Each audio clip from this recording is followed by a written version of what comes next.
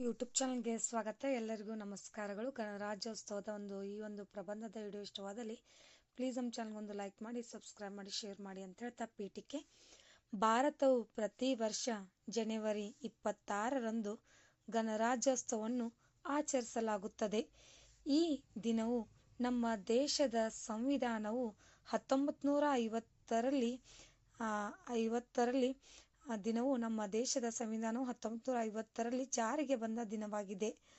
ಗಣರಾಜ್ಯದ ತತ್ವಗಳು ಸಾರುವಂತೆ ಮೂಲಭೂತ ಹಕ್ಕುಗಳಿಗೆ ಅನುಗುಣವಾಗಿ ಸರ್ಕಾರ ರಚಿಸಿದ ಗಣರಾಜ್ಯೋತ್ಸವವು ಭಾರತದ 3 ರಾಷ್ಟ್ರೀಯ ಹಬ್ಬಗಳಲ್ಲಿ ಒಂದಾಗಿದೆ.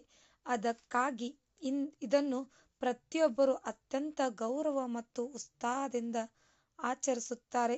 ಜಾತಿ ಮತ್ತು ಪಂಗಡ ಯಾವುದೇ ಭೇದ ಭಾವವಿಲ್ಲದೆ ಆಚರಿಸಲಾಗುತ್ತದೆ.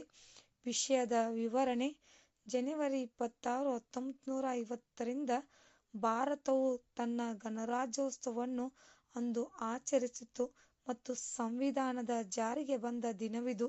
ಈ ದಿನವು ನಮ್ಮ ದೇಶದ ಹೆಮ್ಮೆ ಮತ್ತು ಗೌರವದೊಂದಿಗೆ ಸಂಬಂಧಿಸಿದೆ. ಈ ದಿನದಂದು ದೇಶಾದ್ಯಂತ ಅನೇಕ ಕಾರ್ಯಕ್ರಮಗಳನ್ನು ಆಯೋಜಿಸಲಾಗುತ್ತದೆ ಮತ್ತು ವಿಶೇಷವಾಗಿ ಶಾಲೆಗಳು ಮತ್ತು ಸರ್ಕಾರಿ ಕಚೇರಿಗಳಲ್ಲಿ ಇದನ್ನು ಬಹಳ ವಿಜೃಂಭಣೆಯಿಂದ ಆಚರಿಸಲಾಗುತ್ತದೆ. ಗಣರಾಜ್ಯೋತ್ಸವದ ಸಂದರ್ಭದಲ್ಲಿ ರಾಷ್ಟ್ರ ಅಧ್ಯಕ್ಷರು ರಾಷ್ಟ್ರ ಧ್ವಜವನ್ನು ಹಾರಿಸುತ್ತಾರೆ. ನಂತರ ರಾಷ್ಟ್ರಗೀತೆಯನ್ನು ಹಾಡಲಾಗುತ್ತದೆ.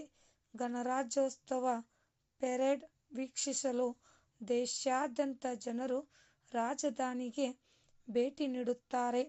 26 ಜನವರಿ 1950ರಂದು ಭಾರತದ ಸಂವಿಧಾನ ಜಾರಿಗೆ ಬಂದಾಗಿನಿಂದ ಆಚರಿಸಲ್ಪಡುವ ಸಾರ್ವಭೌಮ ಪ್ರಜಾಸತ್ತಾತ್ಮಕ ಗಣರಾಜ್ಯದ ಪ್ರಾಮುಖ್ಯತೆಯನ್ನು ಗೌರವಿಸಲು ಇದನ್ನು ಆಚರಿಸಲಾಗುತ್ತದೆ.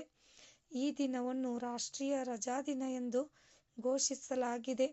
ದೇಶಾದ್ಯಂತ ಜನರು ಈ ದಿನವನ್ನು ಆಚರಿಸುತ್ತಾರೆ. ಅವರು ಧ್ವಜಾರೋಹಣ ಮತ್ತು ಕಾರ್ಯಕ್ರಮಗಳನ್ನು ಆಯೋಜಿಸುತ್ತಾರೆ ಹಾಗೂ ಅದ್ದೂರಿಯಿಂದ ಆಚರಿಸುವುದು. ಜಾತಿ ಮತ್ತು ಪಂಗಡ ಯಾವುದೇ ಭೇದ ಭಾವವಿಲ್ಲದೆ ಆಚರಿಸಲಾಗುತ್ತದೆ. ರಾಜ್ಯಗಳಲ್ಲೂ ರಾಜ್ಯಪಾಲರ ಸಮ್ಮುಖದಲ್ಲಿ ಈ ಹಬ್ಬವನ್ನು ಅದ್ದೂರಿಯಾಗಿ ಆಚರಿಸಲಾಗುತ್ತದೆ. ಉಪಸಂಹಾರ: ಭಾರತದಲ್ಲಿ ರಾಷ್ಟ್ರೀಯ ಹಬ್ಬಗಳಲ್ಲಿ ಗಣರಾಜ್ಯೋತ್ಸವವು ಒಂದಾಗಿದೆ. ಯಾವುದೇ ಭೇದ ಭಾವವನ್ನು ತೋರದೆ ಎಲ್ಲರೂ ಒಟ್ಟಾಗಿ ಸೇರಿ ಆಚರಿಸುವ ಹಬ್ಬ. ನಾವು ನಮ್ಮ ಗಣರಾಜ್ಯದ ಮಹತ್ವವನ್ನು ಅರಿತುಕೊಳ್ಳುವ ದಿನವಾಗಿದೆ.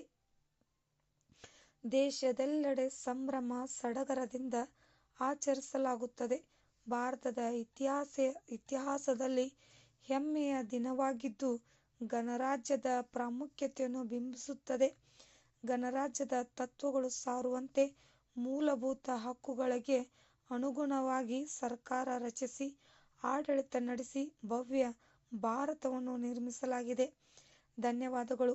ಗಣರಾಜ್ಯೋತ್ಸವದ ಈ ಒಂದು ಪ್ರಬಂಧದ ವಿಡಿಯೋ ಇಷ್ಟವಾದಲ್ಲಿ ಪ್ಲೀಸ್ ನಮ್ಮ ಚಾನಲ್ಗೊಂದು ಲೈಕ್ ಮಾಡಿ, ಸಬ್ಸ್ಕ್ರೈಬ್ ಮಾಡಿ, ಶೇರ್ ಮಾಡಿ, ಕಮೆಂಟ್ ಮಾಡಿ. Thank you. ಧನ್ಯವಾದಗಳು.